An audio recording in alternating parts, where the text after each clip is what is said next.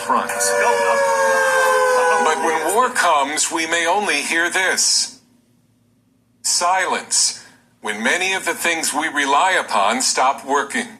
The Commission on the National Defense Strategy recently warned senators the United States is unprepared for a devastating cyber war that will bring life in towns and cities across America to a standstill. The public is essentially clueless about the massive cyber attacks that could be launched any day by our adversaries, not just nation states, but rogue actors as well. Experts see the next war beginning with a keyboard attack on America's critical infrastructure, threatening to cut off internet, electricity, water, transportation, and financial systems. It would mean almost everything from phones to gas pumps to cash machines. So that means everything will go out, Israel. No money, no gas, no food, nothing. Nothing. Taking us totally in complete darkness. No street lights. Only thing you're gonna have maybe for a while is flashlights and candles. And then what do we do after that? What do we do when our families are hungry? We have no food. If they hit us with a cyber attack, we'll knock out the power grid. I don't think it would be that. I think it would be them. I think that they can turn us out and knock out that power grid anytime they get ready. Look what's happening in China. Knocked out their power grid, didn't they? Banking system. So who's to say they won't do it to us?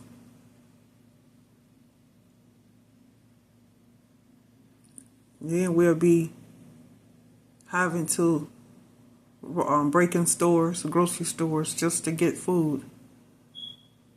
It won't matter then if you're eating out of a can or eating day-old bread. As long as you eat, then nobody's don't care. To traffic lights suddenly stop working. We're very vulnerable.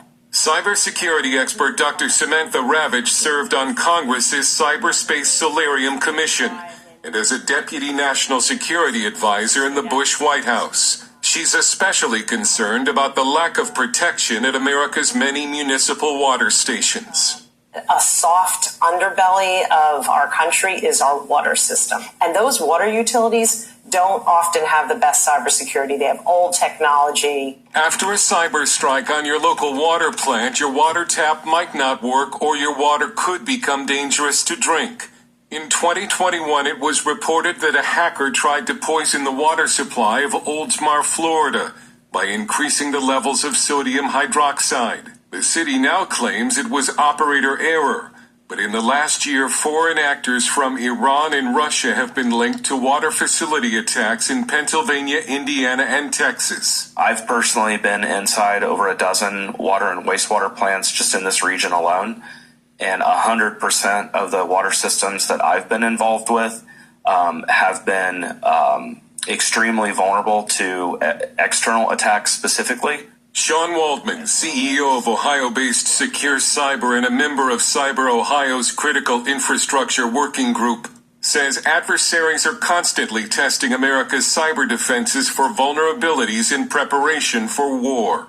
We're in a cyber cold war today. We've got vulnerabilities with air traffic, radar systems. We've got vulnerabilities in our 911 systems. In China's Operation Volt Typhoon, hackers were able to pre-position bots inside U.S. systems, and they remained undetected for years, spying on the U.S. military. One of those responsible for securing America's power supply in the next cyber war is Andy Bachman, senior grid strategist at the Idaho National Lab. While his team works to make the grid safe, Bachman admitted there are a million vulnerabilities and a cyber war could be bad.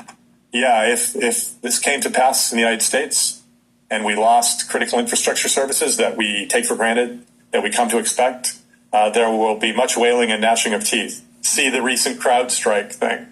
And that wasn't even a hack. That was just human error misconfiguration with a huge impact, right? In a cyber war, hackers will not be content to just turn things off. They'll also try to force potentially dangerous sites like dams and nuclear plants to malfunction.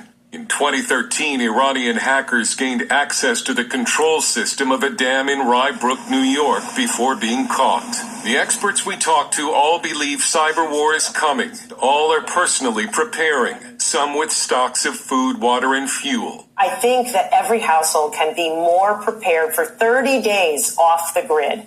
Think about your water. Think about your food stocks. Think about your emergency communications plans. Think about, do you have people in your house that need medicines that are refrigerated? Even though U.S. experts know the next war will begin in cyberspace and are scrambling to beef up America's defenses, they also know that in this very internet-connected age, there are likely too many vulnerabilities to defend.